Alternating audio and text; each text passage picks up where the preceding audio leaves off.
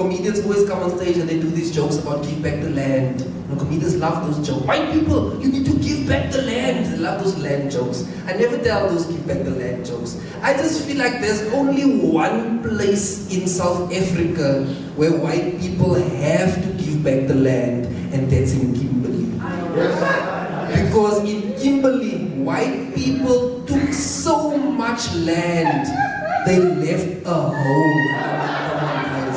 These guys took so much land as a whole. They literally, Kimberley is the only place where they literally took the land.